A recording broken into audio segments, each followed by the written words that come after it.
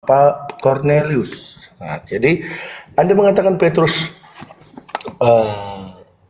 sesat, dengan sederhana dijawab oleh seluruh perikop itu, seluruh kejadian ceritanya secara keseluruhan. Tidak ada sesatnya, tetapi memang kehendak Tuhan bahwa ke bangsa-bangsa yang lain. Pencapannya juga pernyataannya dimeteraikan dengan Roh Kudus. Kemudian Anda tadi membawa ayat Matius 24 ayat 24. Sebab Mesias-Mesias palsu dan nabi-nabi palsu akan muncul dan mereka akan mengadakan tanda-tanda dahsyat dan mujizat-mujizat sehingga sekiranya mungkin mereka menyesatkan orang-orang pilihan juga, sekiranya mungkin. Oke, Anda mengatakan bahwa itu yang menjadi nubuat Yesus bahwa Petrus akan tersesat. Di sini sama sekali tidak mengatakan bahwa untuk bangsa lain, ya, nggak ada disinggung bangsa lain. Kemudian Anda salah mengutip nama Yesus dengan Mesias. Yesus itu nama, Mesias itu jabatan. Ya, jadi tidak ada Yesus yang lain. Mesias ada disebut. Nah, ini yang diurapi juga, ini juga diurapi. Tetapi Yesus yang secara pribadi yang dikatakan di dalam yang lahir dari Maria dan lain-lain itu namanya Yesus namanya. Sementara Mesias itu salah satu jabatannya atau julukannya atau jati dirinya. Seperti itu. Jadi kalau Anda mengatakan nubuatnya tergenapi ketika Cornelius dibaptis, nggak ada nyambungnya.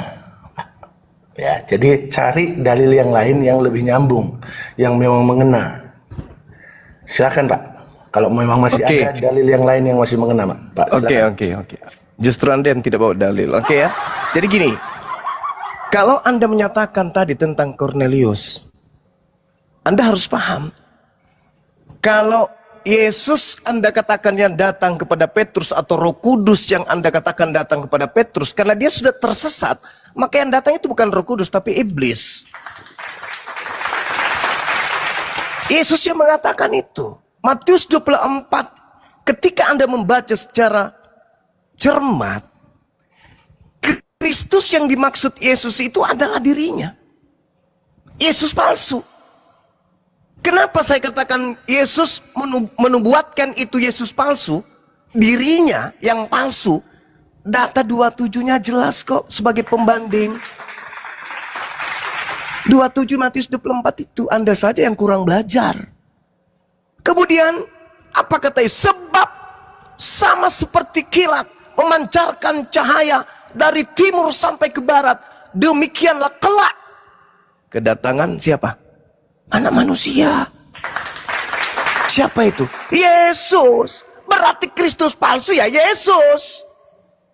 Tapi palsu. Makanya Yesus membandingkan antara Yesus yang datang melakukan banyak mujizat dengan kedatangannya sebagai anak manusia. Susah Kristen hari ini untuk menipu orang-orang Islam. Kemudian saudara, Anda baca Matius 16 nomor 23.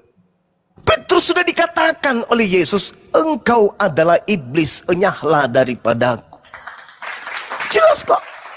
Petrusnya dikatakan iblis. Siapa yang mengatakan iblis kepada Petrus? Ya Yesus. Masih mending saya mengatakan Petrus sesat. Saya mengatakan Yesus itu murtad, menggenapi nubuatan Yesus. Yang mengatakan bahwa si iblis ketika datang membawa nama Yesus, dia menyesatkan Petrus sebagai murid pilihan. Itu data saudara. Tolong bawa data, jangan hanya congor. Matius 16 nomor 23. Petrus disebut apa di sana? Iblis. Malah diusir si Petrus. Enyahlah iblis, enyahlah Petrus, iblis, Petrus, iblis. Itu dalil, Bung. Jadi jangan kamu bangga. Seakan-akan, wah kami ini murid Yesus. Betul, kamu bukan hanya sekedar murid Yesus saudara.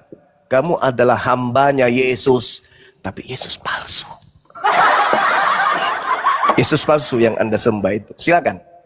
Oke, saya jawab ya. Terima kasih penjelasannya. Tetapi tetap saya melihat tidak nyambung. Oke, saya baca semua ayat-ayat sebagai referensi Anda. Pertama, Anda tetap merujuk kepada Matius 24. Matius 24 itu berbicara tentang akhir zaman sebenarnya. Pada waktu kejadian Petrus tidak ada sama sekali, belum sama sekali akhir zaman. Ya, karena di sana jelas dikatakan apa yang ditaruh di sana adalah akhir zaman. Kemudian di ayat 27 tadi dikatakan, sebentar ya, bukan ayat 7 yang ada anak manusianya tadi. Bentar ya. Ayat 24 ayat 27 dikatakan, sebab sama seperti kilat memancar dari sebelah timur dan melontarkan cahayanya sampai ke barat, demikian pula lah kelak kedatangan anak manusia. Nah, Anda kembali ke cele di sini, Pak. Pertama tadi Anda menyebut Mesias di sana. Tuhan itu bukan asbun, sembarang ngomong, tidak tahu kapan membedakan mana fungsi Mesias, mana fungsi anak manusia, menggambarkan apa. Itu yang Anda nggak paham. Jadinya Anda terbaur pikiran Anda jadi bingung sendiri. Mesias adalah pengajar yang diurapi. Yang diurapi untuk memerintah dan lain-lain. Raja juga disebut Mesias dan lain-lain. Tetapi di ayat 27 jelas yang dikatakan di sana merujuk kepada anak manusia. Berarti keberadaan Yesus sebagai anak manusia, dia datang sebagai anak manusia yang lahir, punya darah dan daging, itu yang akan datang kedua kalinya nantinya. Bukan sebagai pengajar dan lain-lain, tetapi keberadaannya sebagai anak manusia itu datang. Yang dia naik ke atas itu juga anak manusia naik ke atas. Anak manusia duduk di sebelah kanan Allah Bapa. Itu artinya anak manusia, anak yang melahirkan secara manusia itu di atas di surga akan turun lagi dalam keadaan yang seperti itu. Gambaran yang Anda dapatkan itu sama sekali tidak benar, Pak. Nah, oke. Kemudian jangan panjang-panjang. Saya jawab lagi Matius 16. Matius 16 Anda mengatakan bahwa Yesus menegur si Petrus. Ya, Yesus menegur Petrus, dikatakan enyahlah, ayat 16 ayat 23 dikatakan di situ, enyahlah iblis, sebab engkau bukan suatu batu sandungan bagiku, sebab engkau tidak memikirkan apa yang dipikirkan Allah, melainkan apa yang dipikirkan manusia. Jadi di situ jelas alasannya kenapa Petrus dikatakan iblis, sebab dia tidak memikirkan apa yang dipikirkan Allah, melainkan apa yang dipikirkan manusia. Apa sih yang dipikirkan Petrus waktu itu? Ayat 22 dijawab. Tetapi Petrus menarik Yesus ke samping dan menegur dia, katanya, Tuhan, kiranya Allah menjauhkan hal itu daripadamu. Hal-hal itu sekali-kali tidak akan menimpa engkau. Apa yang akan menimpa engkau? Ayat 21. Sejak itu, Yesus mulai menyatakan kepada murid-muridnya bahwa ia harus pergi ke Yerusalem dan menanggung banyak penderitaan dari pihak orang tua, imam kepala dan ahli Taurat, lalu dibunuh dan dibangkitkan pada hari ketiga. Jadi yang dikatakan Petrus adalah Petrus tidak mau Yesus itu dibunuh dan mati. Sama seperti Muslim sekarang. Muslim mengatakan tidak mati dibunuh. Itu perkataan Yesus. Dan apa kata Yesus kepada orang yang mengatakan Yesus tidak mati dan dibunuh itu? Enyahlah kau iblis. Jadi jelas sekali di sini gambarannya Anda salah kutip lagi. Malah menunjukkan kesalahan dalam pemikiran di luar Kristen yang menyatakan Yesus tidak mati. Karena Yesus mengatakan bahwa orang yang berpikiran Yesus tidak mati dan menderita itu adalah iblis. Bahkan muridnya sendiri seperti itu. Jadi kembali lagi, Anda tidak nyambung dalil Anda. Silakan Pak, kalau ada dalil yang lebih nyambung. Oke, akhirnya malam ini saya ngajarin Anda karena Anda tidak membawa dalil apa-apa selain daripada hanya menjelaskan dalil yang saya yang membawa data. Sabar, Anda diam dulu. Sebagai siswa diam. Saya yang membawa data Matius 24, saya yang membawa Matius 16. Anda tidak membawa data apa-apa sebagai pembantahan. Anda hanya menjelaskan apa yang saya terangkan. Artinya Anda hanya membubuhi. Diam dulu. Biar dianggap intelektual. Saya uraikan kesalahpahaman Anda tentang butanya Anda terhadap Bible pengajaran Yesus. Jadi gini, ketika berbicara mengenai Matius 24, sadarkah Anda kalau itu Yesus sedang menasihati muridnya di Bukit Zaitun? Ketika muridnya bertanya, Guru, apa tanda kedatanganmu? Kedatanganmu. Tanda kedatanganmu itu apa, Guru? Tanda kedatanganku adalah sabar. Jangan lupa kesudahan dunianya ya. Jangan dilupakan bacaannya. Diam dulu, Dek. Diam. Ya. Yesus ditanya, Guru, apa tanda kedatanganmu dan tanda kesudahan dunia ini? Apa tanda kedatangan Yesus di situ? Ada dia jelaskan, Aku datang hanya dalam bentuk cahaya. Aku datang dalam bentuk suara doang. Ada? Enggak. Yesus mengatakan include, kesimpulan jelas. Kalau aku yang datang, kiamat terjadi. Aku yang datang, tanda-tandanya seperti cahaya yang membiaskan cahayanya, melontarkan cahayanya dari timur sampai ke barat. Itu tanda kedatanganku. Kalau aku datang, kiamat datang, nggak bisa terpisah itu. Yesus mengatakan itu, Bung. Ketika ditanya oleh muridnya, apa tanda kedatanganmu dan apa tanda kesudahan dunia ini? Tidak dipisahkan. Tanda kedatanganku dan tanda kesudahan dunia ini satu dimensi yang tak terpisah. Aku datang diiringi hari kiamat. Matahari gelap, bulan tak bercahaya, bintang berjatuhan, kuasa langit berguncang. Nampak aku di tengah langit, seluruh manusia akan meratap dan seluruh manusia akan melihat aku. Itu tidak bisa dipisahkan, Bung. Sehingga Yesus mengatakan, jadi apabila ada tuyul yang mengaku bertemu dengan Kristus di padang gurun atau di dalam bilik, jangan ente percaya. Karena itu bukan aku. Itu yang pertama. Anda harus paham itu. Jadi yang datang kepada Paulus, yang datang kepada Ananias, yang datang kepada Petrus, yang datang kepada pengarang kitab Wahyu, dan Kristen-Kristen hari ini, itu bukan Yesus, itu iblis. Kenapa? Karena tidak diiringi oleh tanda hari kiamat. Yesus datang ya kiamat. Andai saja abad pertama yang datang kepada Paulus itu adalah Yesus yang asli, maka akhir zaman itu terjadinya di abad pertama, coy.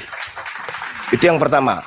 Yang kedua, pegangan, jangan gemetar. Yang kedua, Matius 16. Nih, tak ajarin cara belajar yang baik. Matius 16 itu, ketika kemudian Petrus khawatir, guru, jangan kamu ke sana, kamu gak boleh mati.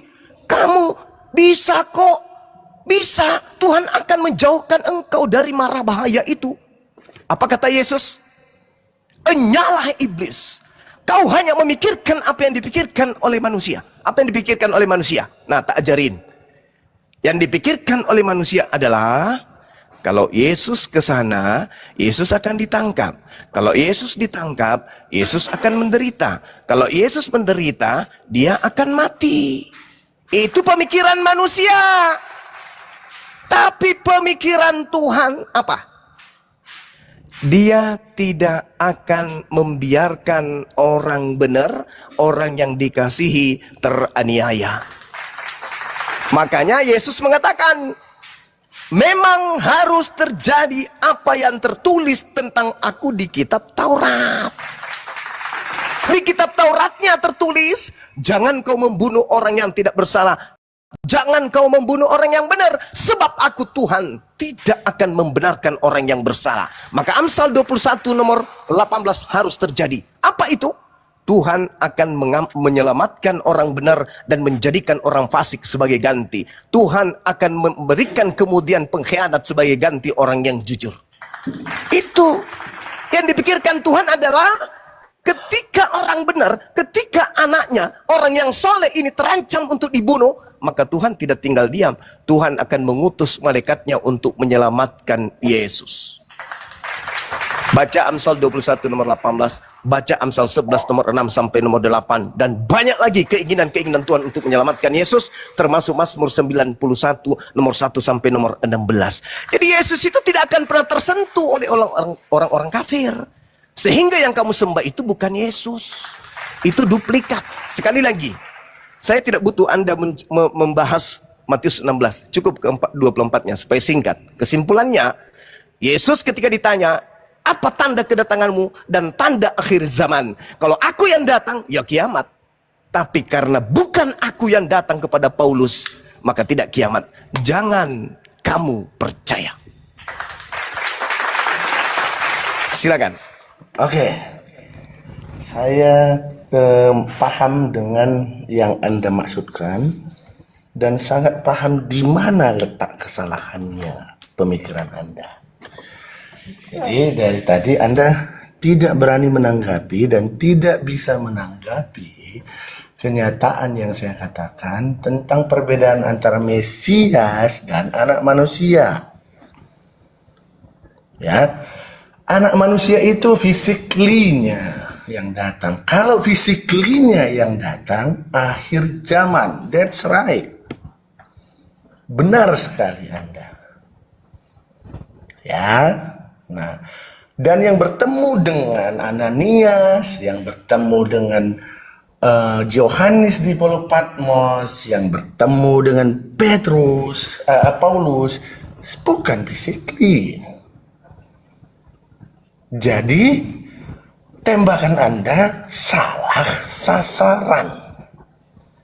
Kalau Anda mengatakan bahwa itu harus akhir zaman dulu baru boleh ketemu Paulus, Ananias dan lain-lain. Hey, itu kedatangan anak manusia.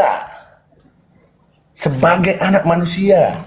Jadi pengertian-pengertian ini pahami dulu, baru mulai nyerocos dan membuat kesimpulan. Ya, itu satu. Yang kedua, nih jangan mengarang bebas kalau ada yang tertulis, Pak. Nah, itu yang penting. Yohanes 16 itu, Matius 16 itu sudah jelas dikatakan, selesai Petrus mengatakan bahwa kiranya menjauhkan engkau akan hal itu, jelas di sana adalah tentang dibunuh dan menderita, dibunuh dan dibangkitkan hari ketiga. Ditanggapi Petrus. Itu pikiran manusia. Apa pendapat Petrus? Kiranya hal itu dijauhkan. Dijauhkan, sama dengan pikiran Anda tadi. Tuhan, engkau akan diselamatkan. Itu pikiran manusia. Tetapi dikatakan bahwa ia harus pergi ke Yerusalem. Ada kata harus. Dan menanggung. Harus pergi ke Yerusalem dan menanggung. Itu yang dikatakan Yesus. Dan ketika orang mengatakan engkau akan diselamatkan Tuhan, engkau akan ini, enyahlah iblis. Jadi boleh Anda mengatakan, ketika Anda mengatakan Yesus akan harus ditolong Tuhan dan lain-lain, katakan kepada diri Anda sendiri, ketika aku melontarkan ini kepada Yesus, Yesus akan mengatakan kepadaku, enyahlah iblis. Jadi pendapat Anda itu hanya dijawab dengan satu kata, enyahlah iblis. Pendapat Anda itu tidak sesuai dengan apa yang dikatakan Yesus. Mudah-mudahan Anda paham. Silakan, Pak. Saya sangat paham kebotolan Anda. Kebodohan, kedunguan Anda saya sangat paham. Dan keterbatasan literasi dan wawasan tentang Bible, apalagi pengajaran. Diam dulu. Gantian kita. Dahlia, gantian kita, saudara. Iya, Anda sedang pamer kebodohan di sini. Gantian kita. Saya menjabarkan fakta. Nih, kebodohan Anda yang pertama. Anda mengatakan Mesias bukan bukan fisik. Ini kebodohan yang harus ditertawakan seluruh manusia di atas muka bumi ini. Saya ingin tahu dari Anda. Ketika malaikat berkata dalam Lukas 2 nomor 11, pada hari ini telah lahir bagimu juru selamat Kristus atau Mesias dalam bahasa Ibrani. Pertanyaan saya, yang lahir itu physically atau bukan? Jawab. Sekarang juga, silakan. Mesias yang lahir itu physically. Terus kenapa Anda mengatakan seakan-akan Mesias palsu itu tidak physically? Dan Yesus yang mengatakan anak manusia physically, maksud lo apa? Supaya jangan panjang, kita silakan. Apa maksud Anda mengatakan bahwa yang dimaksud Yesus Mesias palsu bukan physically? Kalau Anda mengatakan bukan fisik yang dimaksud Yesus, berarti kena ente ini yang datang kepada Paulus itu bukan fisik. Lukas berapa itu ya? Hari itu. Lukas berapa? Mau belajar dia. Anda mau belajar? Hari ini. Mau jadi murid? Bisa, mudah kok nyarinya, Pak. Nggak harus dihafal. Mau belajar. Ingat ya, teman-teman, Anda diam dulu sementara Anda cari di perpustakaan. Anda diam dulu, di-mute dulu.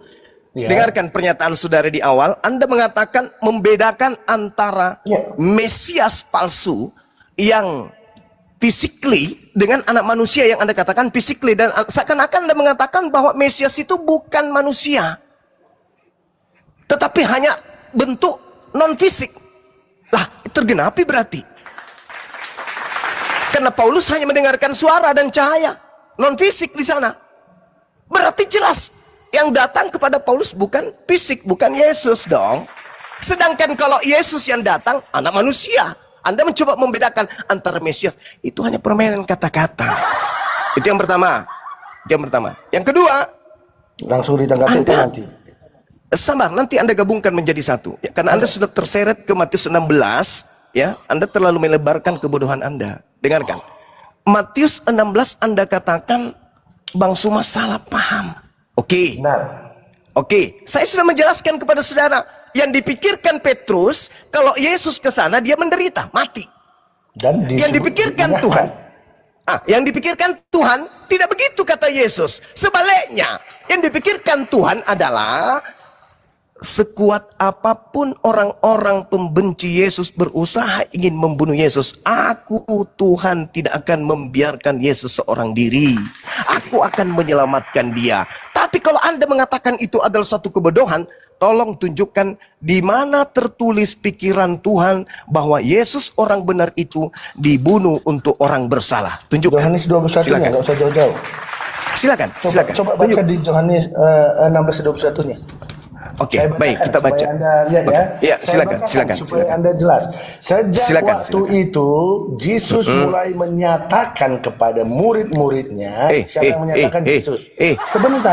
Itu Anda baca apa ini? Anda baca katanya 22. Yang mana yang betul? 21. Oh, 21. Coba Anda baca 21-nya. Sejak waktu itu, Yesus mulai menyatakan kepada murid-muridnya. Ngomong apa ente ini? Baca dalil yang betul, belajar lagi. Matius 16 ayat 21. Bukan Anda mengatakan Yohanes 16 barusan? Aduh. Dari tadi dibilang Matius, kita bahas kalau tegur itu. Tadi Matius, Anda Pak. suruh saya baca Yohanes 16, seingatku. Enggak ada di Petrus ditegur di Yohanes 16, Pak. Dari Enggak, tadi saya bertanya, di mana pemikiran Tuhan yang mengatakan bahwa Yesus orang benar itu harus dibunuh untuk orang bersalah? Anda Ini mengatakan saya baca di Yohanes 21. Sebentar, Bang Juma. Matius 16 21 dari saya. Oh, jadi Matius, jadi maksud Anda Matius 16 nomor 21 itu pemikiran Tuhan? Yesus yang mengatakan. Anda Sebentar, mengatakan Bang Juma. pemikiran Tuhan. Sebentar. Tapi pemikiran Tuhan kan. Anda gimana? Anda paham bacaan kan? Iya. Iya. Saya tanya kepada Kalau saudara, bacaan, di mana pemikiran Tuhan bahwa Saya tunjukkan, Yesus orang benar ini harus mati untuk orang yang bersalah? Silakan. Saya baca ya, Pak ya. Iya. Sejak waktu itu Yesus mulai menyatakan pernyataan Yesus kepada murid-muridnya bahwa ia harus pergi ke Yerusalem dan menanggung banyak penderitaan dari pihak tua-tua, imam-imam kepala dan ahli-ahli Taurat. Lalu dibunuh dan dibangkitkan pada hari ketiga. Siapa yang menyatakan itu, Pak? Saya tanya Anda dulu. Supaya nanti jangan dianggap saya ngarang. Siapa yang menyatakan? Matius yang mengatakan itu. Dikatakan bahwa Yesus mulai menyatakan, Pak. Dikatakan di sana Yesus mulai menyatakan. Oke, di mana Yesus mengatakan itu? Tolong tunjukkan. Tadi mengatakan apa namanya? Saudara. Sebentar, masih saya, Pak. Tolong tunjukkan di mana Yesus menyatakan. Masih saya. Di mana Yesus mengatakan? Ya, tunjukkan di mana Yesus menyatakan. Saya menjawab bahwa itu pernyataan Matius, dan di situ Anda cari sampai ular punya ketek, Anda tidak akan menemukan kata iya di situ. Ya nggak ada lah, Nah, Bang. mulai lagi Anda. Ada. Silakan. Oke, mulai lagi. Matius 16 nomor 21 Oke. sampai Saya jawab. ular memiliki Saya jawab ketek, ya, Anda saya tidak jawab akan ya. pernah Saya bisa jawab. menemukan kata iya di sana. Silakan. Saya jawab ya, saya jawab. Silakan. Ini mulai lagi logika Anda nggak jalan, Pak. Ya, Anda mengakui pertama kalau ada kata-kata Yesus di situ, Anda mengatakan itu perkataan Yesus. Padahal sebelum perkataan Yesus itu yang mengatakan Matius penulisnya. Yohanes lagi. Dan Matius penulisnya, ya, oke. Tetapi ketika dikatakan di sana Matius menulis, Yesus mulai menyatakan katanya di sana. Anda mengatakan itu kata-kata Matius. Lah memang Matius kan? Sebentar Pak, jangan dulu, sabar Pak, sabar. Iya, silakan. Sementara ketika Matius menulis, Yesus mengatakan, oh itu perkataan Yesus. Padahal siapa yang nulis? Matius juga. Logika di mana? Kemana, Dengar, Bapak? Saudara. Oke, sabar dulu, Pak. Bagian saya tanya dulu. Di dalam Bible saudara, perkataan Yesus tinta hitam, tinta merah. Sebentar. Saya ngasih logika kepada Anda. Enggak. Saya harus minta pertanggungjawaban saudara. Jangan Anda ngarang. Anda belum paham. Saya tanya saudara, perkataan Yesus di dalam Bible itu tinta hitam atau tinta merah? Oke. Jawab. Naik lah bro. Jawab. Paham perkataan saya? Iya, jawab dulu. Perkataan Yesus tinta merah apa tinta hitam? Paham perkataan saya. Semua di dalam kitab itu adalah tulisan dari penulis kitab. Iya, yang tinta merah ucapan Yesus atau tinta hitam? Benar enggak? Pertanyaan saya. Benar enggak? Saya ulang lagi. Menurut tradisi Bible, ucapan Yesus di dalam Bible, diam dulu. Di dalam Bible, ya ucapan Yesus tinta merah atau tinta hitam? Jawab. Enggak sanggup lagi dan jawab. Lu lah, malu dia. Malu. Gimana Pak? Gimana Anda katakan? Malu dia. Malu dia. Ucapan Yesus tinta merah atau tinta hitam? Komen-komen ucapan merah atau tinta merah atau tinta hitam ucapan Yesus dalam Bible. Oke, saya anggap Anda mulai seperti kekanak-kanakan, jadi saya akan menanggapi Anda sebentar. Oke, saya jawab Anda dengan cara menjelaskan kepada anak-anak. Oke. Ya, silakan Pak, silakan. Anak-anak. Iya Pak Guru, Pak Guru. Ya. Kitab Injil itu ditulis oleh manusia, Pak. Oh, yang saya tanya bukan siapa yang menulis, Pak. Yang saya tanya, ucapan Yesus itu di dalam Bible warna hitam atau warna merah, Pak Guru? Jangan nipu saya, Pak Guru. Kalau tadi Anda udah paham, saya akan lompat dengan jelas. Kalau Anda setingkat SMA, saya akan lompat. Ya udah, silakan Anda jelaskan. Ucapan Yesus di Bible itu ucapan tinta merah atau tinta hitam, Pak Guru? Anak-anak, makanya saya akan saudara-saudara, dari sejak dulu kita kalau diskusi sama orang Kristen itu, dia menyampaikan bahwa ucapan Yesus itu tinta merah, yang hitam itu pengantar-pengarang. Dia membawa Matius 16 nomor 21 itu tinta hitam. Berarti itu bukan ucapan Yesus. Sulit, sangat sulit. Kristen selihai apapun dia, meskipun dia kayak belut listrik, berhadapan dengan apologet Islam, tidak akan pernah bisa lolos. Kenapa? Karena musuh terberatnya Kristen itu adalah Bible itu sendiri. Matius 16:21 itu bukan ucapan Yesus. Itu ucapan pengantar oleh pengarang Matius.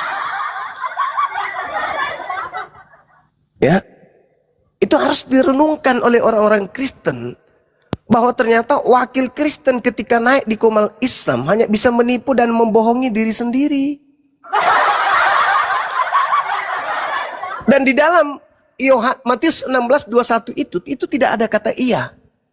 Sejak waktu itu Yesus mulai menyatakan kepada murid-muridnya bahwa ia harus, iya itu tidak ada. Kata iya itu nggak ada di situ. Itu sisipan, teman-teman. Dalam original teks itu tidak ada kata iya. Hadirkan pakar bahasa Yunani. Tunjukkan kalau ada di original teksnya kata iya di sana. Itu nggak ada. Itu penambahan saja dalam terjemah. Tidak ada kata iya. Kalau kita merujuk kepada original teksnya, kata iya di sana hanya nongol sekali aperkomai. Artinya pergi atau pergilah. Susah memang, susah. Orang Kristen ini susah karena lawannya adalah Bible. Kita hanya mengarahkan mereka supaya mereka itu sehat. Saya kira begitu teman-teman sekalian. Oke, ada Bang sahabat Kris. Silakan Bang sahabat Kris. Ya, Kristen Bang ya. Kristen Bang. Ya, selamat malam. Silakan saudara. Ya. Apa yang disilakan? Tidak menyimak tadi dari tadi perdiskusian. Belum Bang. Ini baru masuk ini. Oke, saya mulaikan dulu ya. Tulisan merah itu, perkataan Yesus itu tulisan hitam, plat merah atau plat hitam, Pak Chris, di dalam Bible? Kebanyakan kalau tulisan merah itu memang perkataan Yesus, tapi tidak selamanya itu menjadi perkataan Yesus. Di mana contohnya, Pak? Tinta merah bukan ucapan Yesus itu di mana? Di data berapa? Di surah apa, nomor berapa, bab berapa? Saya nggak bisa menentukan di mana surah mana. Cuman pernah saya baca, tapi tidak semuanya itu tinta merah itu menjadi perkataan Yesus. Saya sendiri nggak pernah nemukan ada tinta merah bukan ucapan Pernah. Yesus. Karena saya lupa di mana pasalnya. Waduh. Pernah, cuman saya lupa. Itu. Ada. Oh, Tapi yang kebanyakan dimaksud, tinta merah itu memang perkataan Yesus mayoritasnya. Cuman ya, ada ya, ya. satu Saya atau paham. dua gitu. Izin Ada saya nambahin dikit. perkataan yang tidak selamanya. Silakan, Cuman Dinda. kenapa kadang-kadang penulisan di situ walaupun bukan Ya. perkataan yang diucapkan oleh Yesus ditulis dengan tinta merah. Karena di perkataan itu yang berhadapan dengan dia itu ya apa namanya istilahnya sedang berbicara tentang di hadapan berbicara tentang maksudnya Yesus sedang lawan Apa sih, Bang? bicaranya itu sedang berbicara dengan Yesus. Kok jadi belepotan? Gini bang. Sepemahaman saya mempelajari dengan para debater yang ada di luar negeri maupun di dalam negeri, tulisan merah yang tidak dianggap adalah perkataan Yesus itu ada di dalam surat-surat Paulus itu, Bang. Karena Paulus tidak bertemu dengan Yesus secara langsung. Ulang Bang. Perkataan-perkataan yang tinta merah yang dianggap sebagai tulisan itu perkataan Yesus, ternyata bukan. Itu hanya ada di semua tulisan surat-surat Paulus. Itu bukan Yesus langsung, begitu Bang. Mungkin demikian, tapi Ya. nggak bisa. Udah cukup itu, saya nambahin itu aja. Lanjut. Terus yang dipermasalahkan di situ apa? Tadi yang dipermasalahkan itu, saudara Kristen itu mencoba untuk membohongi, menipu. Apa yang dibohongi? Ketika materi berlanjut terkait dengan Yesus duplikat atau yang bukan Yesus yang Anda ikuti. Jadi Yesus duplika. Yesus duplika maksudnya? Yesus palsu yang datang kepada Kristen, yang disembah oleh Kristen hari ini itu bukan Yesus asli. Itu Yesus palsu. Datanya di mana? Datanya Matius 24, satu perikop, satu bab jelas dia mengatakan bahwasanya kalau dia yang datang setelah dia pergi yang pertama kalinya, kalau dia yang datang maka itu bersamaan dengan kiamat. Tidak bisa dipisahkan. Di mana itu bunyinya? Matius 24 Bang, nomor 27, 29 dan 30, 31. Sebentar, saya ambil kitab saya dulu ya. Silakan.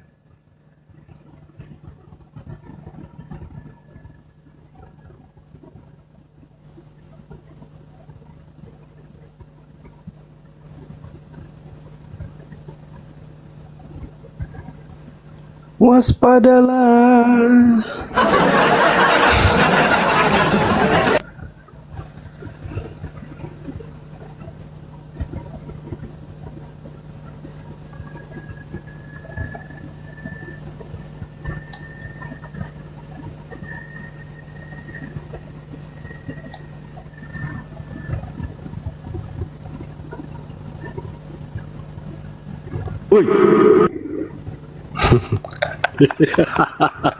Anakku sayang katanya Bang Zuma, dibawa anakku sayang. Hai, Mas Solang generasi. Matius berapa? Matius 24 Bang, Matius 24. Matius 24 yang ayat berapa?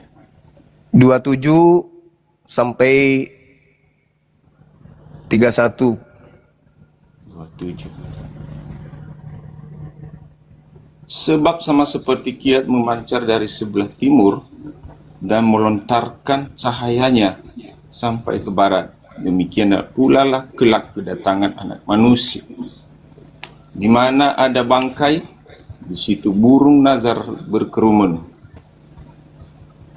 Segera sesudah siksaan pada masa itu, matahari akan menjadi gelap dan bulan tidak bercahaya, dan bintang-bintang akan berjatuh dari langit, dan kuasa-kuasa langit akan guncang.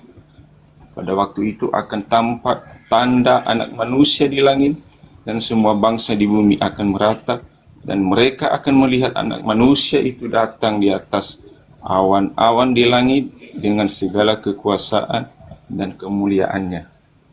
Dan ia akan menyuruh keluar malaikat-malaikatnya dan meniup sangkakala yang dahsyat bunyinya, dan mereka akan mengumpulkan orang-orang pilihannya dari keempat penjuru bumi, dari ujung langit yang satu ke ujung langit yang lain. Ya, menjadi masalahnya apa? Itu kalau Yesus yang datang, Bang. Maka Yesus mengatakan di data sebelumnya, di data 23 sampai 26, jadi apabila ada orang berkata ada Mesias di sini, ada Mesias di sana, jangan kamu percaya. Sebab Mesias palsu dan nabi-nabi palsu akan datang melakukan banyak mujizat sekiranya mungkin menyesatkan orang pilihan, murid pilihan. Camkanlah, aku telah mengatakannya kepadamu terlebih dahulu. Jadi apabila ada orang berkata ada Mesias di padang gurun, ada Mesias di dalam bilik, jangan kamu percaya. Maksudnya jangan percaya kepada Paulus. Itu intinya, Bang. Enggak, di sini dulu, Bang. Di sini, jangan Ya, lari di situ. kemana-mana. Ya, di situ senang, di sini senang. Lanjut. Enggak, di ayat Matius Iya. 20 berapa tadi? 24 ke 27 sampai ke 31. Apa kaitannya dengan bunyi yang baru Abang sampaikan? Ya kan Yesus ditanya, Bang. Apa tanda kedatanganmu? Dan apa tanda akhir zaman?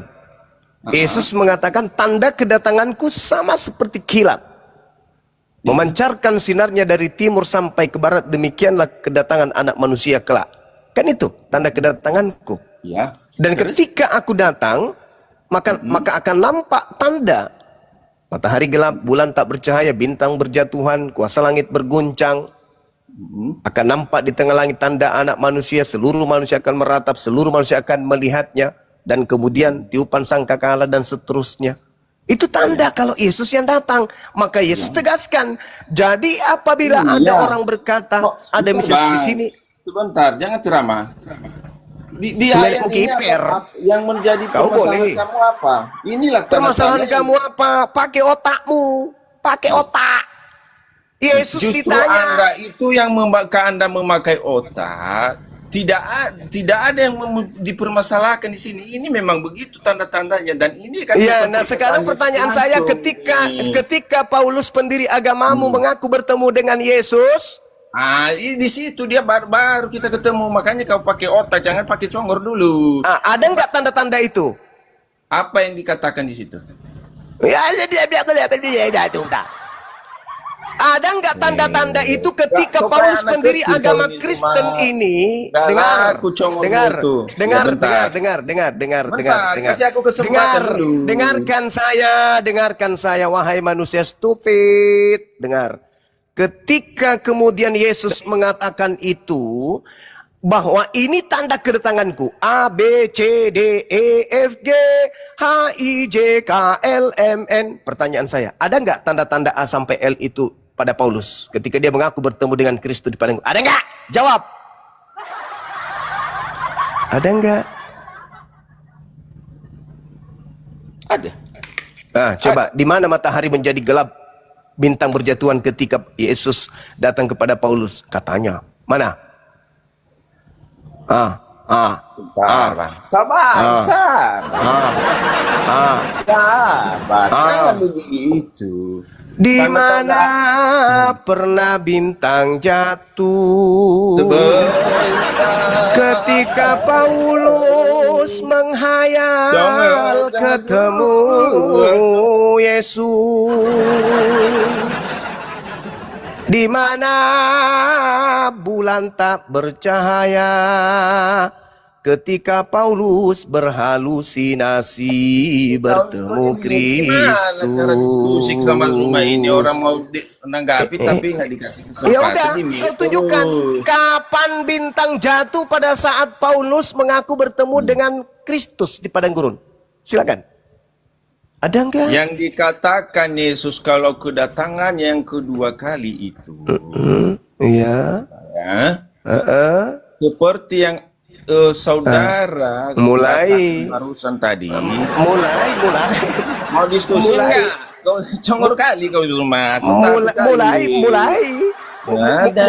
Gimana Mulai. kita bisa diskusi kayak gini? Ya udah. Di turun mana aja lah. Aku kalau tertulis pada saat Kristus palsu datang kepada Paulus ada bintang jatuh. Di mana?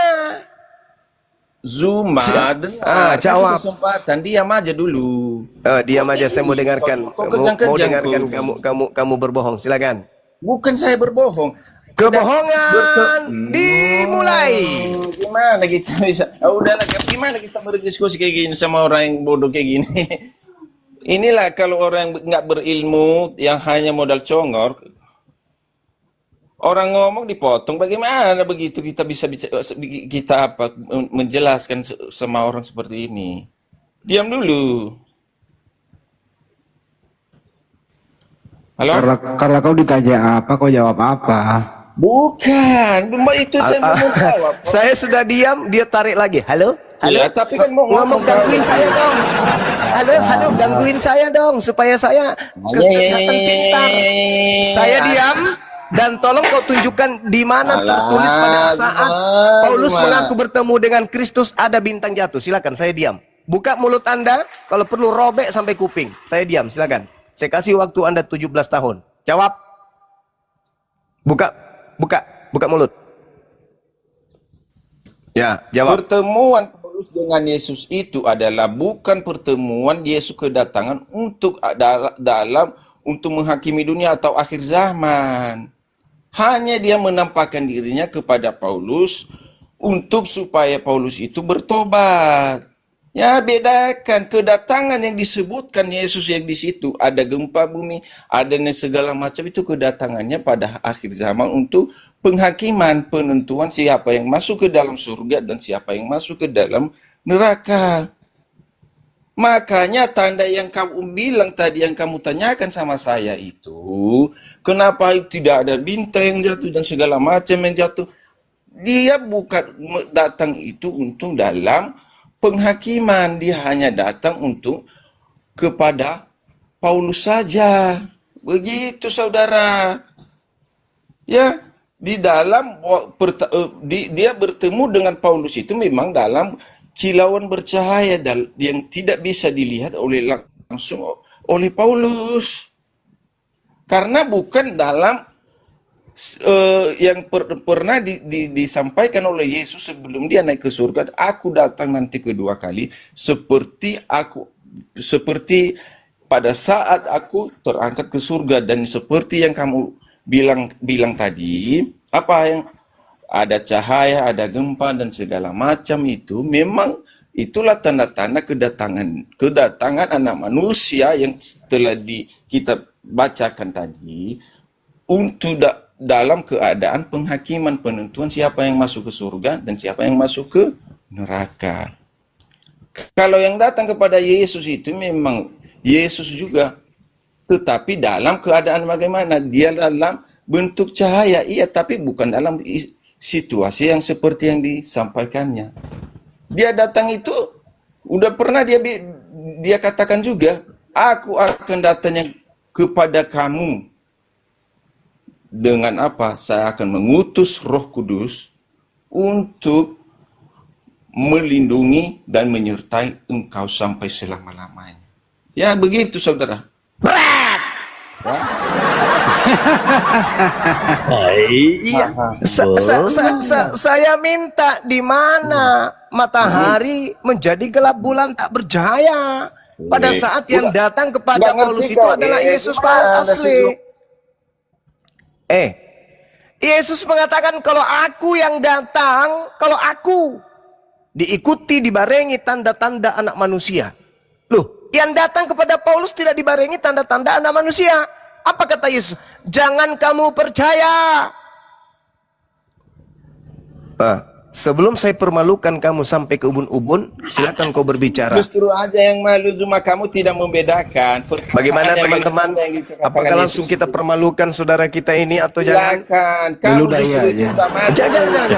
Karena kamu tidak membedakan perkataan apa yang dikatakan Yesus itu. Sikat Gurunda, sikat. Dalam bentuk keadaan apa dia kedatangan, dia datang dengan seperti yang kamu bilang tanda-tandanya. Dengarkan saya dulu, dengarkan. Saya hanya ingin mempermalukan Anda di sini karena kesombongan Anda. Saya ingin tahu dari Anda menurut Bible, Yesus menyatakan diri setelah dia terangkat ke langit. Dia menyatakan diri dalam bentuk apapun, intinya menyatakan diri di atas dunia ini, di atas bumi ini itu berapa kali? Jawab. Maksudnya? Yesus menyatakan diri menurut Bible itu berapa kali setelah dia terangkat ke langit? Yesus menyatakan dirinya bagaimana nih? Menyatakan dirinya, entah itu menyatakan dengan suara, entah itu apapun itu berapa kali dia menyatakan diri nanti setelah dia terangkat ke langit? Yang ada di dalam Bible. Setelah dia terangkat ke langit. Atau sesudah dia bangkit atau setelah dia nih? Setelah dia terangkat ke langit. Setelah dia terangkat ke langit, maksud kamu dia akan kembali untuk menampakkan dirinya kepada manusia atau kepada nabi-nabi. Berapa kali datang menyatakan diri lagi? Berapa kali? Kalau di dalam Bible kamu menanyakan sampai seperti itu, saya tidak bisa menjawab. Sekarang begini. Ada di Bible. Sekarang begini. Bentar, saya mah orangnya jujur. Kalau memang nggak ada, bukan kayak orang lain suka berdusta atau menipu. Kalau ini nggak mau bisa menjawab, tapi kau menjawab. Menyatakan. Udah nggak bisa menjawab, lanjut. Jadi gini, saudara. Kalau yang datang kepada Paulus itu adalah Yesus asli, dan yang datang nanti di akhir. Kamu yang mendalilkan. Coba kau buktikan kata-kata kamu itu. Saudara, dengarkan saya, saudara. Kita ini memberikan edukasi, bukan kalah menang. Enggak. Di mana ayatnya seperti itu nanti kalau orang menjawab? Karena kamu kan mendalilkan, kamu harus bertanggung jawab dengan dalil yang kamu katakan. Makanya sebelum saya memberikan dalil, saya ajukan pertanyaan.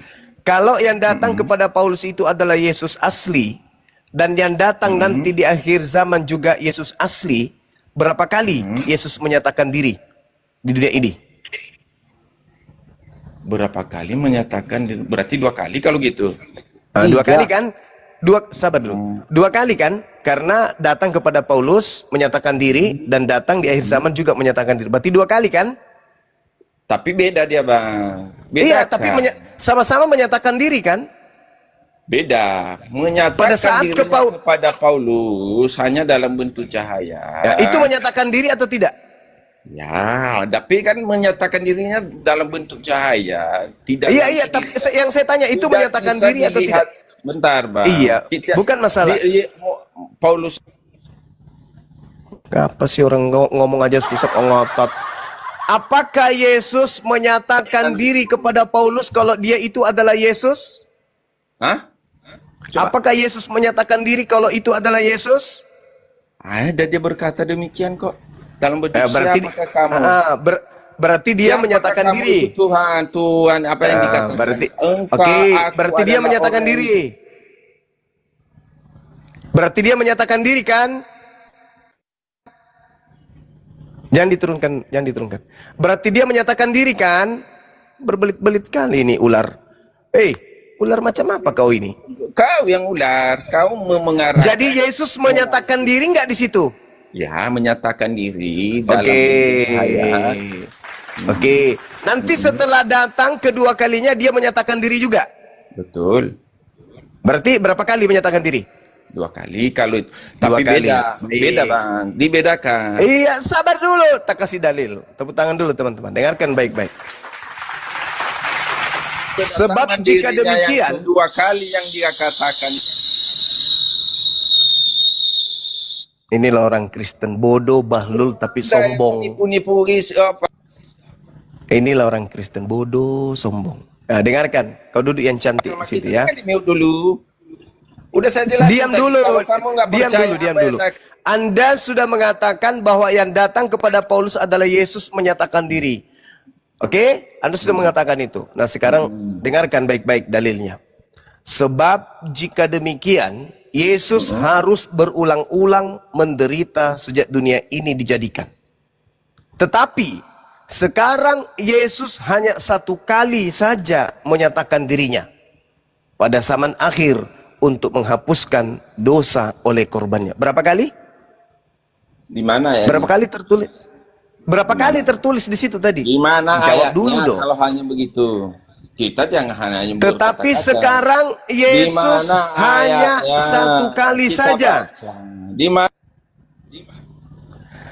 Sebab Yesus hanya Di mana 1 kali saja ayatnya? menyatakan dirinya. Di mana itu? Tunjukkan kita baca. Di kitab mana? Enggak, saya tanya dulu. Saya tanya dulu. 1 kali atau 2 Di kali? mana? Di kitab mana? Saya nggak bicara dengan angan-angan dan mimpi. Nggak mau saya begitu. Ada buktinya Ibrani nggak? 9. Ada dalilnya nggak? Ada datanya enggak? Ibrani 9 nomor 26. Ibrani 9.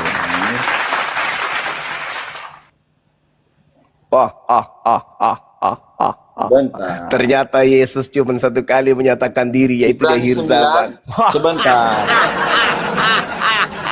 Aduh. Ibrani 9. Jangan ketawa dulu. Ibrani 9. Ibrani 9 berapa nih? Ternyata Yesus menyatakan diri hanya Ibrani sekali 9 saja. berapa?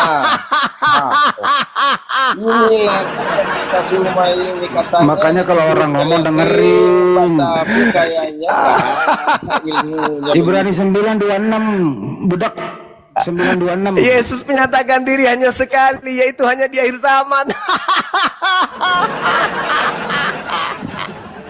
Sebab Berarti yang datang ke ia harus Ananias. berulang-ulang menderita sejak dunia dijadikan, tetapi sekarang ia hanya 1 kali saja menyatakan dirinya pada zaman akhir untuk menghapuskan dosa oleh korbannya. Terus kenapa begitu? Yesus menyatakan diri berapa kali? 1 kali untuk akhir zaman. 1 kali untuk akhir zaman. Pahami. 1 kali untuk akhir zaman.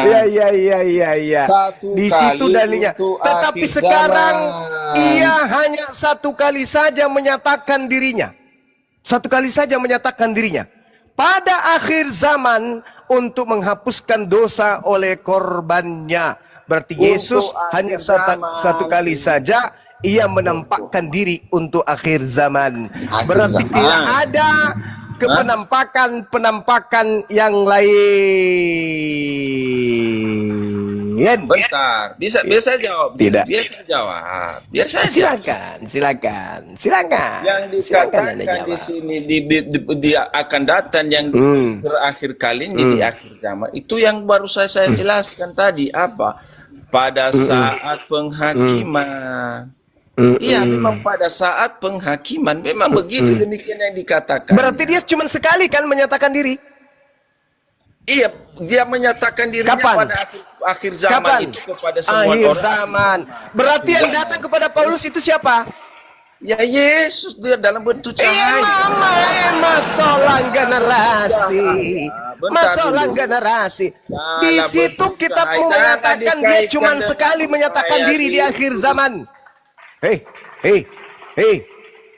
Dalil kitabmu mengatakan dia hanya sekali menyatakan diri, yaitu pada akhir zaman. Berarti yang datang kepada Paulus itu siapa?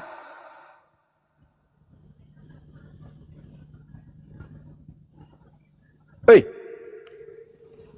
Yesus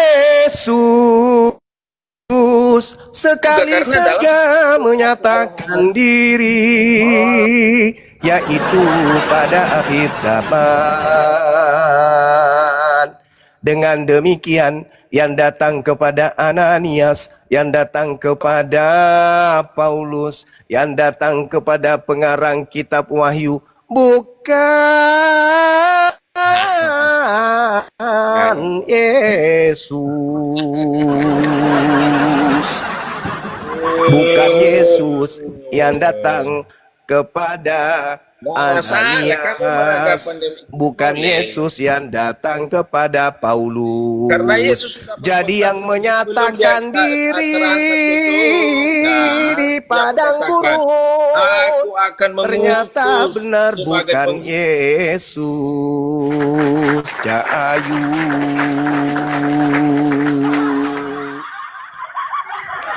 Terjawab sudah kesesatanmu, dalam roh cakong bercahaya. Ya Yesus itu sendiri kan. Bahwa yang datang kepada Paulus itu bukanlah Yesus. Karena di dalam surat Ibrani 9 nomor 26 dikatakan Yesus menyatakan diri sekali saja di akhir zaman. Cahayu, ceboklah cepat, pakai air 1 sendok, biar otakmu kinclong, bisa paham isi Bibelmu.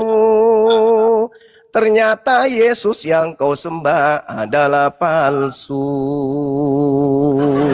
Sebab yang asli menyatakan diri cuma sekali, dan itu pun akhir zaman.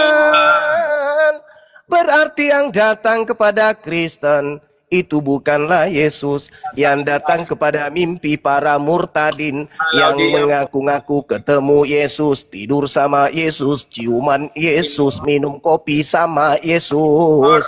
Ternyata itu palsu. Cahayu.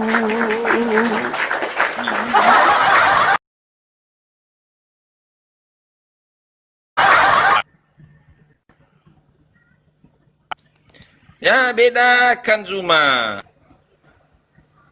Yesus menyatakan diri kapan? Di akhir zaman. Kalau ada Nah, di akhir zaman berapa kali? Berapa kali? Penghakiman. Berapa kali? 1 kali. Tolong kamu tunjukkan legalitas. Sabar. Tolong kau tunjukkan legalitas penampakan Yesus kepada Paulus. Silakan. Tunjukkan. Malaikat mengatakan, Lukas 1:11 malaikat mengatakan, Yesus yang kau lihat terangkat ke langit itu akan datang kedua kalinya sama seperti engkau melihat dia naik ke langit. Betul. Lukas 11. Betul. Lukas 11 nomor 1. Betul. Oke? Betul. Nah, Betul. terus Apa terus masalahnya di situ? Di situ Yesus terangkat pakai jasadnya kan? Bentar, Lukas berapa? Lukas Yang 11 saya sebutkan tadi? Enggak salah. Makanya Lukas 11 Coba. itu Lukas 11 Lukas 11 ayat 1. Lukas 11 ya? Atau Lukas 1? Kisah para Rasul. Barusan kau bilang tadi Lukas. Ya, di situ menguji kepiawaianmu memahami. Aku kan sudah mengatakan malaikat berkata, Yesus yang kau lihat terangkat ke langit. Berarti kau sudah harus tahu itu. Itu kisah para rasul. Sudah dibuka kisah para rasul. Ayo. Gimana itu si Zuma ini? Saya ngajarin dia pula yang sombong. Gimana orang ini? Siapa yang ngajarin kamu Bible ini, kucluk?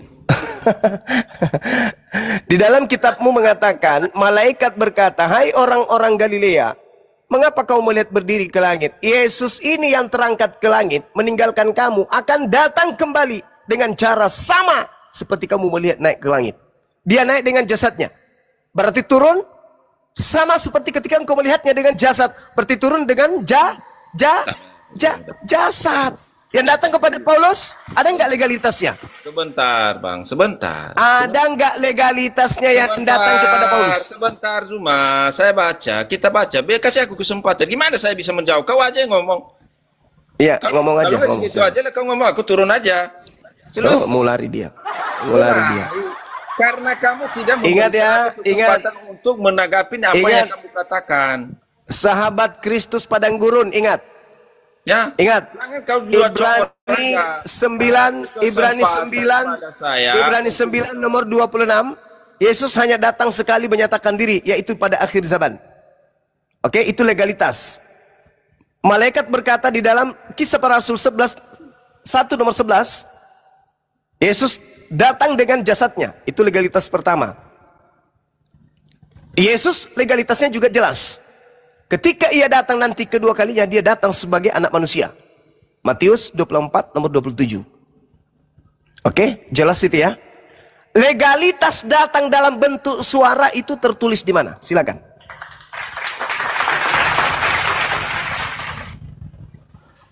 Legalitas dalam bentuk dia datang dalam suara itu ada legalitasnya. Apa yang dikatakan? Aku akan pergi ke rumah Bapakku dan aku akan memberikan penghibur. Ada siapa persebab? Itu masih di bumi itu kecil ngomong kayak gitu. Hah? Bentar, Bang. Bentar. Mana legalitasnya bahwa Yesus akan datang dalam rupa cahaya? Mana? Tunjukkan ke saya. Kalau itu nggak ada, memang nggak ada. Ya nggak ada. Berarti yang datang kepada Paulus itu berupa cahaya itu siapa? Yesus itu kan cahaya. Iya. Yesus itu kan cahaya dalam bentuk cahaya. Masolang generasi. Masolang generasi. Saya minta legalitasnya dia datang. Dia datang. Anda mengatakan dia datang dalam bentuk cahaya.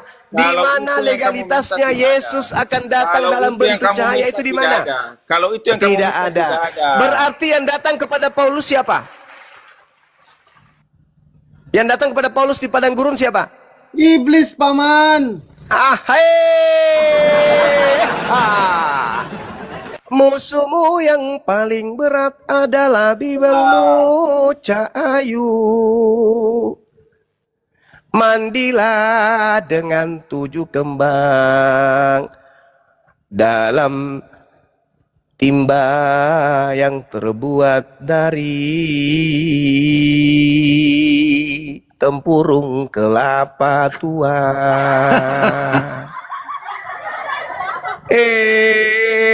Cahayu, dengarkanlah senandung kebenaran ini. Yesus datang menyatakan diri cuman sekali, dan itu pun di akhir zaman. Jadi yang datang seperti olok-olok kepada Paulus berupa cahaya, bukanlah Yesus anak Maria, tapi adalah Yesus palsu. Kristen yang ada di Komal ini. Buka kamera, dia nggak sengaja dia buka kamera. Bodoh-bodoh. Kristen yang ada di Komal ini, jangan kalian dibodoh-bodohi sama Zuma seperti yang dia narasi-narasi.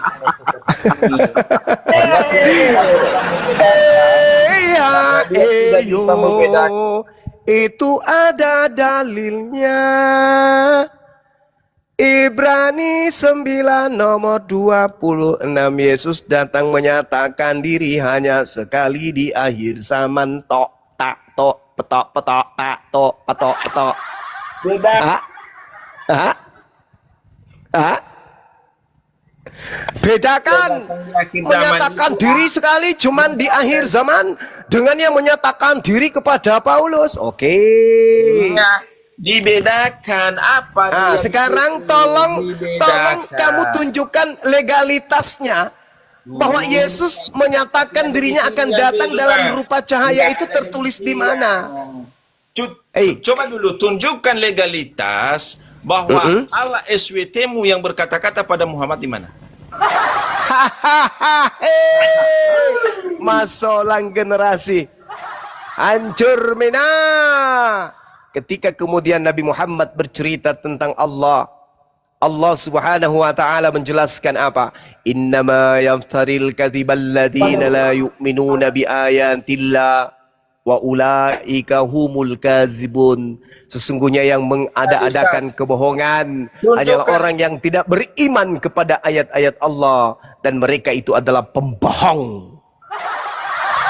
Mana legalitasnya kalau yang datang kepada Paulus berupa cahaya itu adalah Yesus? Mana legalitas yang dinyatakan oleh malaikat berdasarkan Kisah Para Rasul 11 nomor 1? Yesus datang dalam berupa jasad manusia. Mana legalitas? Ibrani mengatakan Yesus datang menyatakan diri hanya sekali sebagai anak manusia. Yesus mengatakan dia datang sebagai manusia. Mana dalilnya Yesus akan datang dalam rupa cahaya? Itu di mana dalilnya?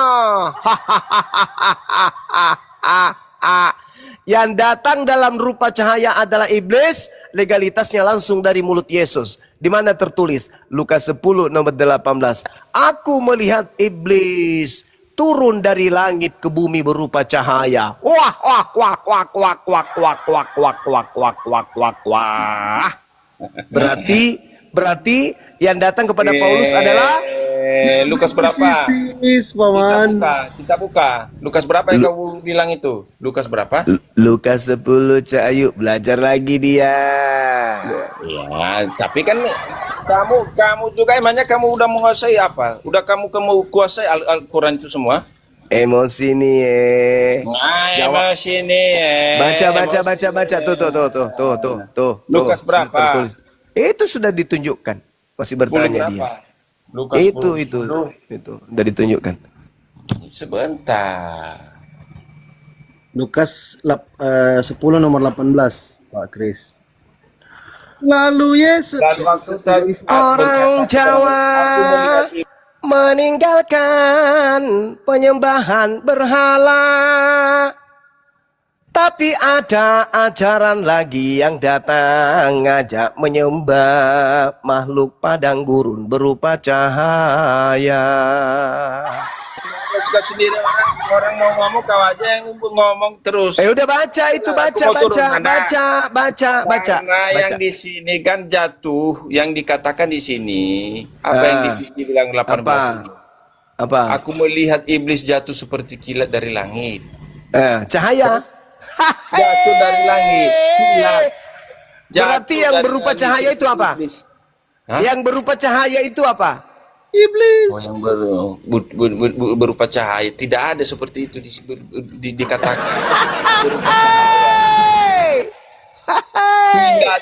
Emangnya ke semuanya yang dikatakan kalau jatuh itu iblis semua? Baju.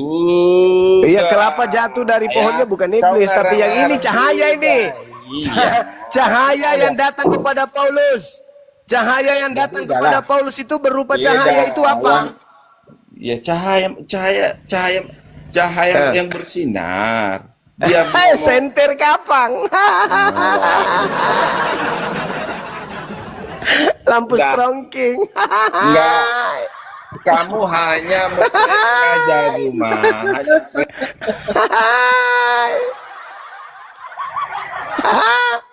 Satu ayat dengan yang lain. Begitu saudara ya. Memahami yang datang kepada Paulus berupa cahaya. Jangan dikaitkan. Kalau tidak ada hubungannya, jangan kau kaitkan. Loh, ya memang begitu. Di mana legalitasnya Yesus akan datang dalam rupa cahaya itu di mana? Kalau itu yang kamu minta, legalitasnya nggak ada. Cuman Yesus nggak itu ada. Yesus tetapi ada nggak larangan Yesus? Sinar matahari ada. Saudara, kalau tetapi kamu minta ada nggak? Seperti kalau dia datang seperti tetapi itu. ada tidak larangan Yesus agar jangan percaya kalau ada orang mengaku bertemu dengan Kristus di padang gurun? Ada nggak larangan Yesus begitu? Ada. Nah, ketika Paulus mengaku bertemu dengan Yesus di padang gurun, perintah Yesusnya percaya atau jangan percaya? Yang mana dulu? Yang Ahai. dikatakan Yesus itu Ular ada macam apa kau ini, yang kawan? bagaimana? Percaya tidak apa yang dikatakan, buktinya enggak ada. Sesuai dengan faktanya. Yesus Yang mengatakan dikatakan Paulus apabila itu sesuai dengan fakta. apabila Yang sesuai, ada orang, yang Yesus kadang-kadang berkata, betar. Kau aja yang apabila ngomong ini. Yesus Ya. berkata, Kali kau. apabila ada orang yang berkata ada Mesias di sini, jangan kamu percaya. Sakitnya hati ini, tapi Bang Suma benar. Perihnya hati ini,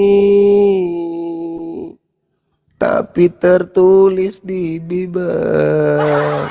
Enggak, ini ada Iya. ada yang ada legalitas, tapi legalitasnya ini iblis. 2 Korintus 11:14. Ahai. Hal itu tidak usah, aduh susah kali woi. Tidak usah mengherankan sebab iblis pun menyamar sebagai malaikat terang. Nah, di situ kalau kita buka original teksnya, teman-teman. Kalau buka original teksnya itu pos. Pos itu artinya terang atau cahaya. Cahaya. Udahlah, sudah terkunci. Ibrani 9 nomor 26 udah terkunci. Tetapi sekarang ia hanya satu kali saja menyatakan dirinya pada zaman akhir untuk menghapuskan dosa oleh korbannya.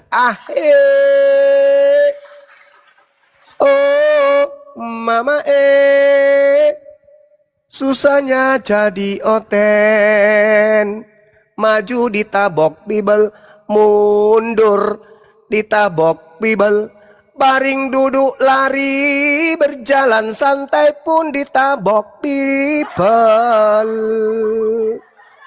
Salah satu cara hanya kabur dari diskusi ini, masuk ke dalam hutan, jadi monyet. Lanjut. Aku baru lihat loh Kanda itu tadi di apa Ibrani itu sekali Oh, aja. mama. Aduh, Oh, mama. makasih ilmunya. Mama. Makasih ilmunya. Kita punya guru. Kita juga berguru.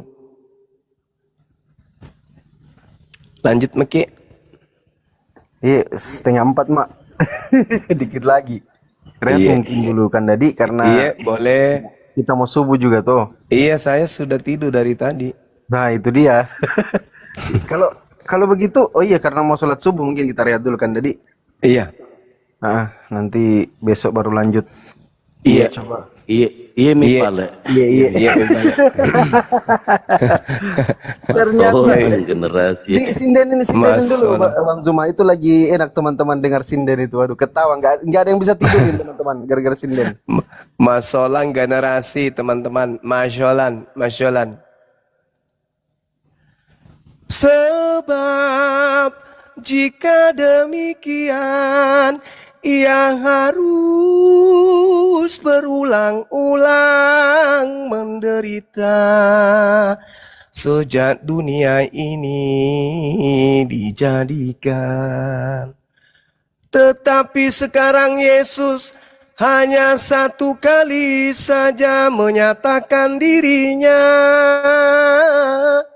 pada zaman akhir untuk menghapus dosa oleh korbannya.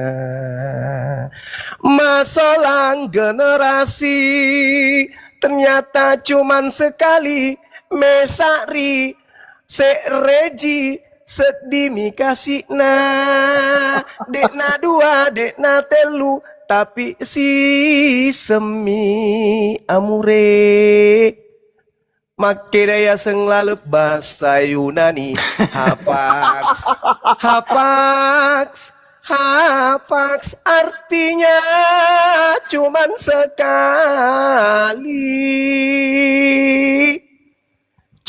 sekali saja senggol dong. Begitu nih barangkali capek Iya. Maki. Iya, kan tidur. Lanjut kembali mati. Terima kasih. Cakap di Indonesia. Sakit perut kita. Astagfirullah. Aku ni ro kapang masolang masuk tayo mapudi ulun na.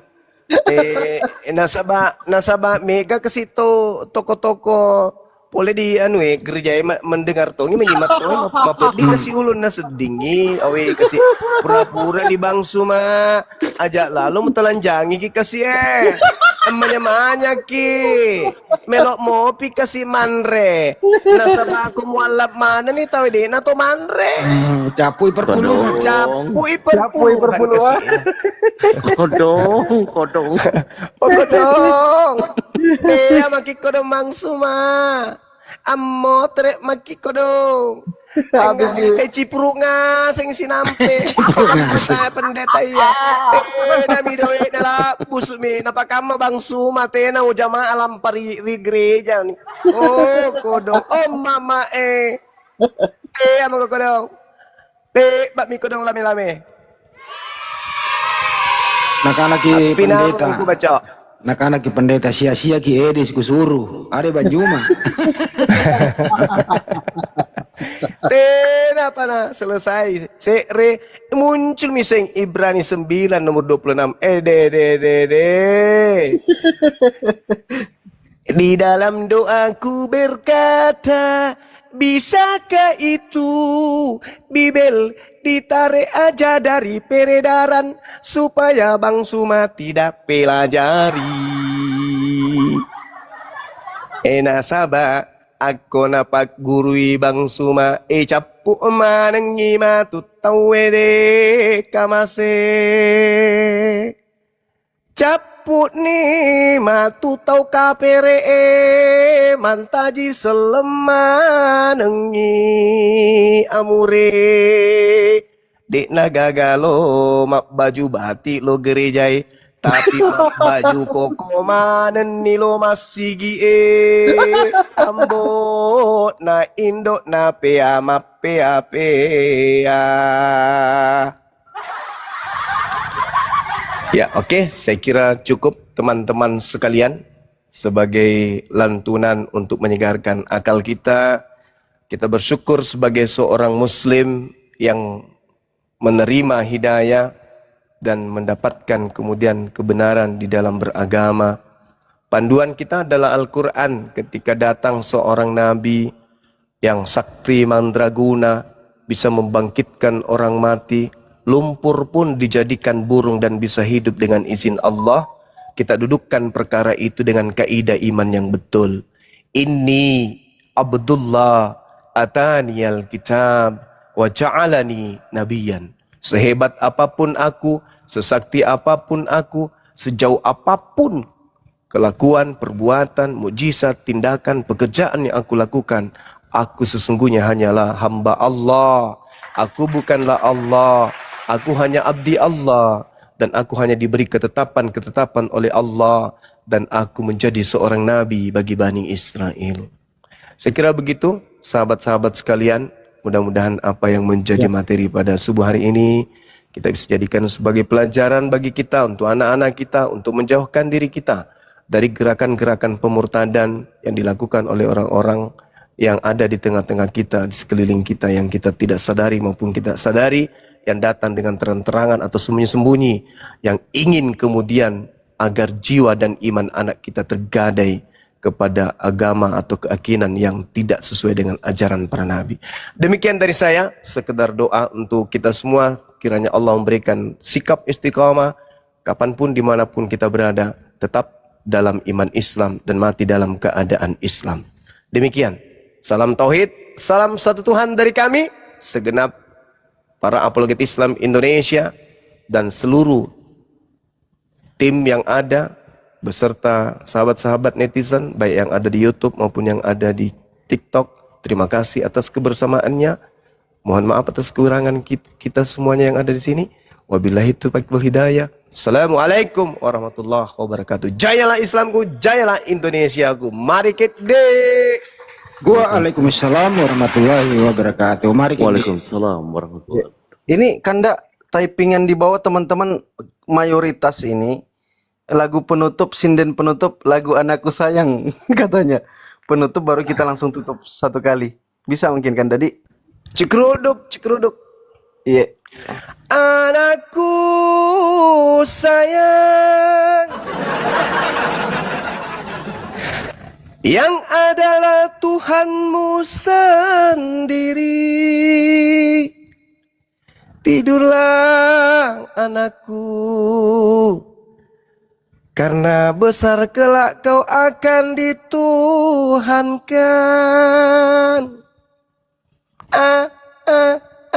Anakku sayang, yang adalah buah janinku sendiri, yang kau tuhankan, yang kau bunuh dan yang kau kutuk, lalu kau sembah kopla. Oke, demikian. Terima kasih. Siap Kanda. Oke, teman-teman. Aduh, kok jadi sedih lagu itu Kanda ya? Jadi sedih sekarang. Oke, Bang Andi, Kang Dito, kita rehat ya. Kang Dito, Bang Andi. Oke, langsung. Kada memang ipo imang asulara kamatindro. Ditutup dulu Bang Andi YouTube-nya sama YouTube-nya. Sudah mi barusan. Oke, siap. Kang Dito, ayo tutup komal kafaratul majelis yuk. Ayo, mangga. Yuk. Silakan Baik Kang Dito. teman-teman, izin semuanya ya. Untuk kita sama-sama bacakan doa kafaratul majelis. Bismillahirrahmanirrahim. Subhanakallahumma wa bihamdika asyhadu an la ilaha illa anta astaghfiruka wa atubu ilaik. Assalamualaikum warahmatullahi wabarakatuh. Waalaikumsalam. Salam warahmatullahi wabarakatuh. Yang mau cek tadi Ibrani berapa, nanti langsung buka YouTube Bang Zuma aja ya teman-teman ya. Sekaligus di subscribe. 926. Iya, Ibrani. Tapi dibuka YouTube-nya aja baru dicek biar lebih enak dengarnya dengan sindennya ya teman-teman ya. Oke, kita tutup.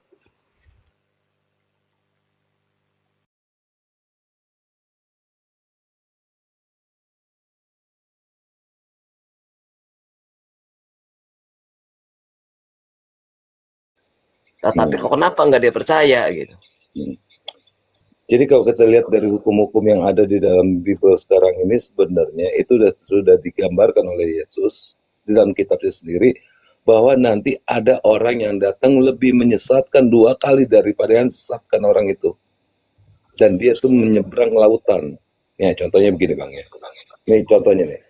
Di kitab Matius 24 nomor 3 nih Bang.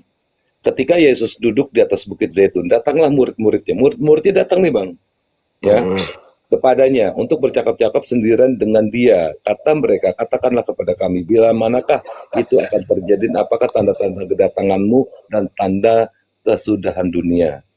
Jawab Yesus, waspadalah supaya jangan ada orang yang menyesatkan kamu. Artinya, Yesus sudah menjelaskan kepada muridnya, ada orang nanti yang menyesatkan. Sebab banyak orang yang akan datang dengan memakai namaku dan berkata, akulah Mesias. Dan mereka akan menyesatkan banyak orang. Siapa yang mengaku dirinya Mesias di dalam ajaran pada saat muridnya masih hidup dan menyesatkan?